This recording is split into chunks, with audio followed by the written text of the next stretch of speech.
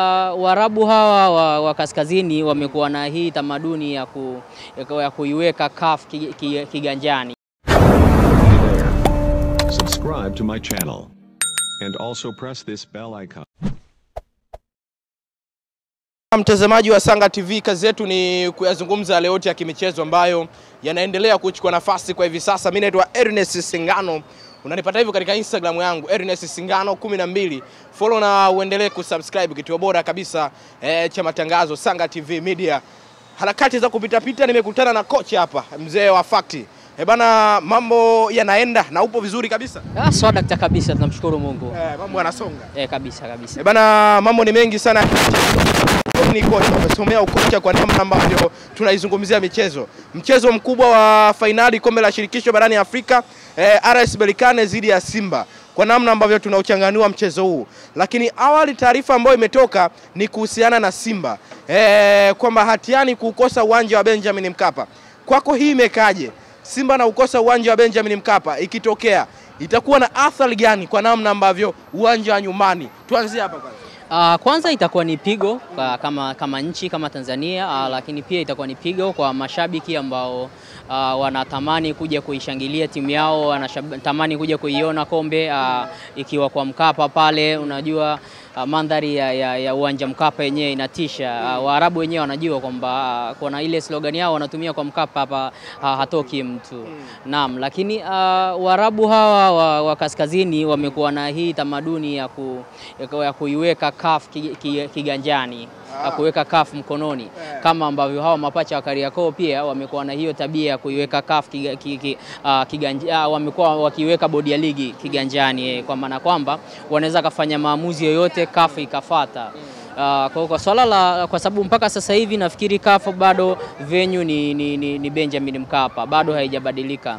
Lakini kinachosemekana, kwa sababu bado haijawa wazi, taarifa rasmi haijatoka, inachosemekana ni kwamba CAF wametuma barua kwa Simba, na barua yenyewe kutokana na mvua hizi zinazonyesha, actually ni sababu ambazo zinafikirika. Lakini hayo ni maamuzi ambayo bado haijafikiwa. Ni fitna tu za nje ya uwanja, lakini ukijaribu kuangalia kiuhalisia, ni mechi ambayo ingekuwa nzuri zaidi ingechezwa kwa Mkapa. Umezungumzia Waarabu wana tabia kuiweka CAF kiganjani. Simba kukosa uwanja wa Benjamin Mkapa na kupelekwa New Amani Complex Zanzibar. We ni kocha na Simba wanalilia sana Benjamin Mkapa. Kupata matokeo mazuri Benjamin Mkapa kwa Simba ndio imekuwa sababu hivi sasa mpaka Simba kungangania Benjamin Mkapa. Nafikiri hizo sasa ni swala la imani.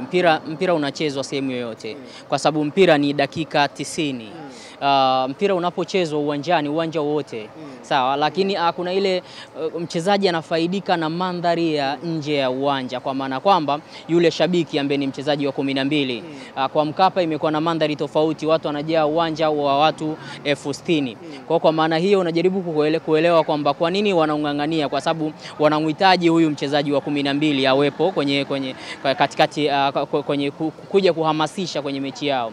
Japo bado ni Amani Complex, ni uwanja mdogo, unajua kwa capacity unabeba watu kidogo. Pia mandhari yake inaweza kawa ile hali ambayo walikuwa wanataka kuipata, pressure ambayo wanataka kuwapata Waarabu nje ya uwanja imekuwa ni chini sana pale ambapo wanacheza ni Amani Complex. Kwa hiyo kwa namna hiyo unajaribu kuwaelewa kwamba kwa nini Simba Sport Club wanaililia Benjamin Mkapa. Kwanza ni historia, pia ni kutokana na yule mchezaji wa 12. Historia na mchezaji wa 12 kama ulivyozungumzia wewe. Kuna namna ambavyo Simba anatengenezewa mazingira magumu kukosa ubingwa wa Afrika kama mechi haitochezewa Benjamin Mkapa. Naam, ndo ile ya kwanza nilichokisema kwamba kuna fitna pia. Waarabu huwa wana uwezo wa kufanya fitna ndani ya uwanja na nje ya uwanja. Wanajua Benjamin Mkapa ni uwanja ambao pia ni uwanja ambao sio rafiki kwa upande wao.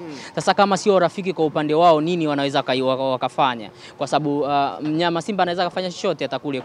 Wakatoka aidha wakapata matokeo mazuri kule, aidha kwa 1-0 au 2-1 au 1-1, ikawa pia ni matokeo mazuri kwake. Lakini sasa unapokuja sasa second leg, kwa maana ya kwamba mechi mechi ya pili ambayo ndio mechi sasa ya maamuzi, kwa sababu hizi mechi zinachezwa dakika 180, 90 za Morocco, kwa maana ya kwamba Berkane Stadium, alafu pia na 90 ambazo zinachezwa kwenye home ground ya Simba. Sasa ndo mpaka sasa hivi venue iko Benjamin Mkapa, lakini kwa taarifa zao wao wanaitaka mechi ipigwe ni Amani Complex ili kuepukana na zile pressure ambazo zitatoka nje ya uwanja, kwa sababu ya hiyo capacity kwanza tunaizungumzia ya watu 60,000 wanavojaa wanakuwa wanaishangilia kuihimiza. Kuna ile mchezaji anauvaa ule uhalisia pale ambapo anawaona mashabiki zake.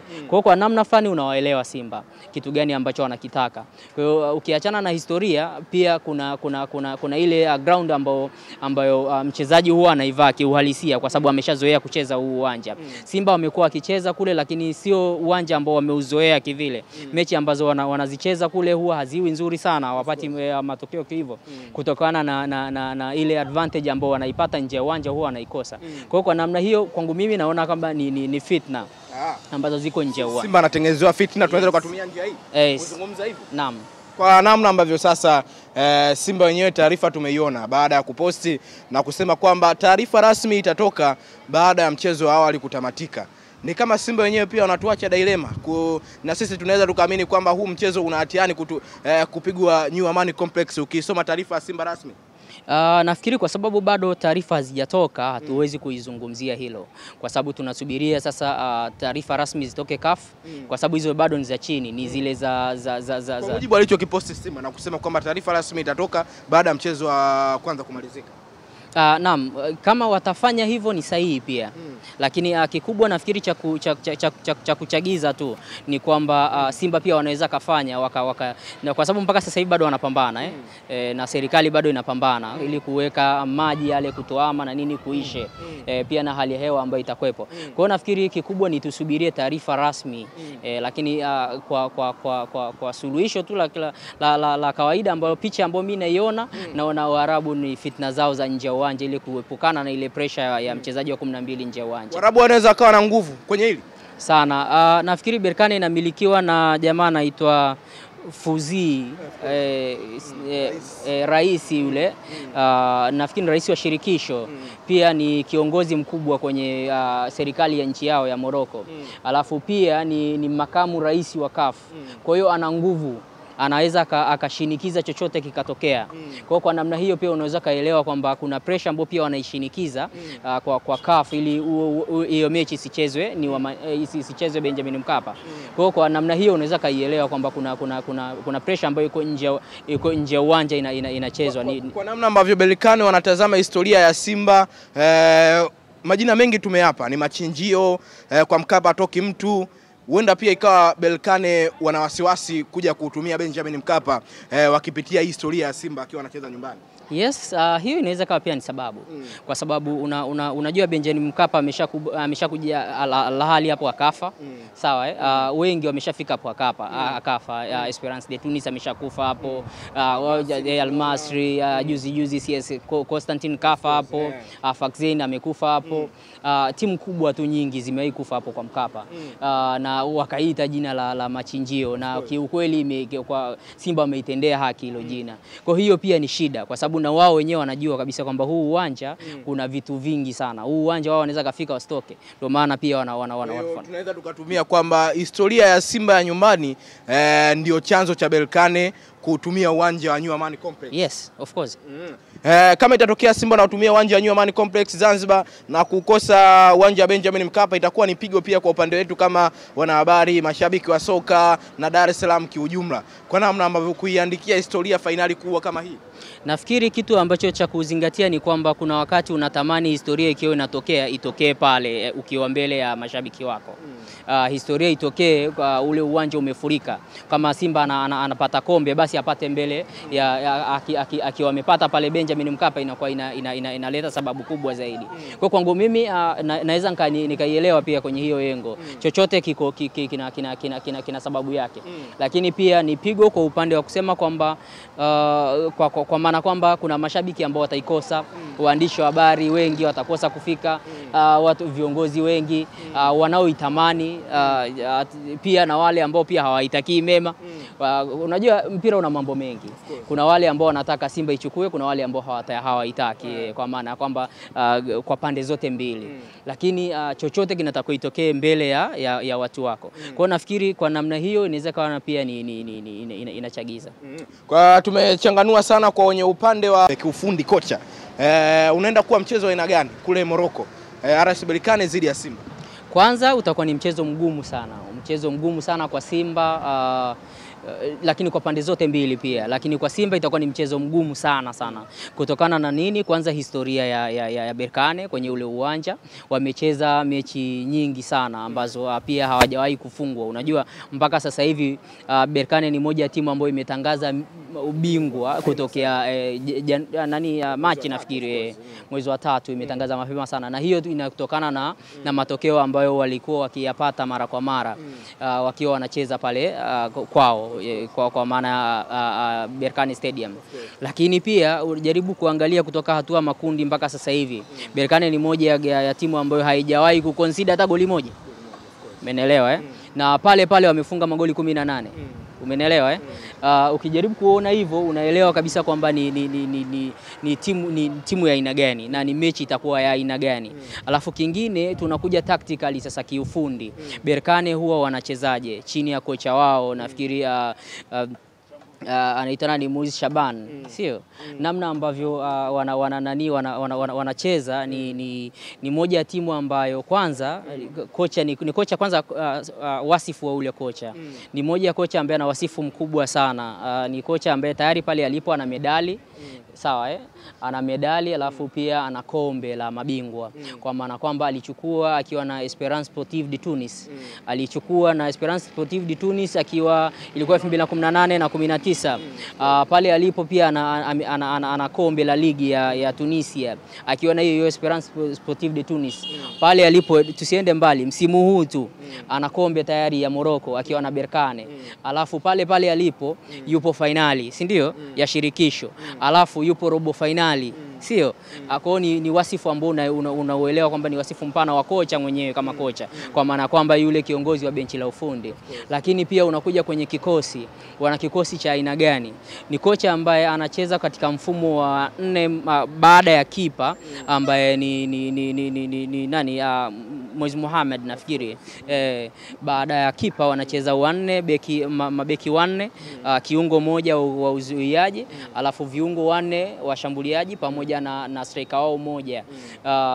Ukitoka maana yake center back wao mara nyingi sana wale watatu huwa wanapishana, kwa maana kwamba Issafu Dayo pamoja na Abdelhak Issa Asal pamoja na huyu nani Adel Tahik, sio? Alafu katika fullbacks wana yule Haitham anaitwa Haitham pamoja na nani Haitham Manwith pamoja na Hamza El Sanawi katika fullbacks wao, ambao mara nyingi sana wanavyocheza wale fullbacks wanacheza kuna aina ya mpira tunaita orthodox style of play, kwa maana kwamba ni aina ya style ambayo inamfanya wale fullbacks wasiwe na offensive minded, yani wasifikirie zaidi kwenye kushambulia. Ndio maana utakuta ni mara chache sana utamkuta Hamza anapanda juu kuongeza idadi ya washambuliaji mbele au kuongeza mapana ya uwanja. Utamkuta mara chache sana Haitham anapanda juu au Hamza, sio? Mara nyingi sana wanakuwa nyuma wakililinda zaidi. Alafu pia wana kitu wanaita caution possession football. Caution possession football ni aina ya nani gani? Yani kwamba unacheza kwa tahadhari ukiwa unamiliki mpira. Unaweza kuwa unamiliki mpira unashambulia tu lakini hauna tahadhari ya kujilinda. Lakini Berkane ni moja ya timu ambayo iko superb sana katika kujilinda.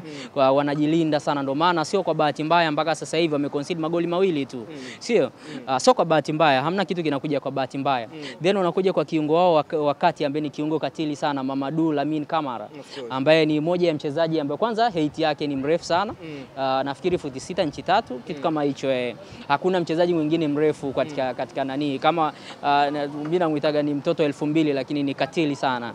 Mambo ambayo anafanya, aina ya namna ambavyo analinda backline yake isiingiliwe na wasiletewe madhara, ni hatari sana. Anafanya vitu vingi sana kwa wakati mpaka sasa hivi, ndio maana tetesi ziko nyingi sana. hawa Udinese Calcio wa Italia wameshapeleka pale ofa ya euro milioni 3. Nantes wameshapeleka pale ofa. Uarabuni wameshapeleka ofa pia euro milioni 3. Lakini Berkane wameikomalia, wanataka euro milioni 12 sawa na bilioni 36 sijui point something huko, sio? Kwa current performance, kwa current ukijaribu kuangalia exchange ya pesa za Tanzania na dola za Kimarekani. Kwa hiyo ukijaribu kuangalia wana wachezaji ambao ni wakubwa sana, ambao tactically wanaweza kacheza vizuri sana. Huo ni kiungo wa ulinzi. Then mbele yao wanacheza viungo 4 wa ushambuliaji. Angalia Paul Valère Bassene, sawa? Nafikiri alikuwa kiungo wa zamani wa ushambuliaji wa Tenguith ya Senegal, ambao walikuwa katika pacha ya, alikuwa ni Sidibe nafikiri, Djibril nafikiri. Sidibe. Kama sio Sidibe, Djibril, kitu kama hicho. Paul Bassene pamoja na Pape Ousmane Sako. Then wakabadilika, moja akaja Azam, mwingine akaja Simba, mwingine akaenda Berkane. Sio? Wana performance mzuri sana akiwa na mali, dribbling skills zake nzuri sana, good passer, akiwa anacheza katika zile zoni ya 7, 10 pamoja na 13, kwa maana kwamba yeye anacheza kulia zoni ya 7 ya 13 pamoja na ya 16. Anacheza vizuri sana, akiinvert kuingia ndani, maana yake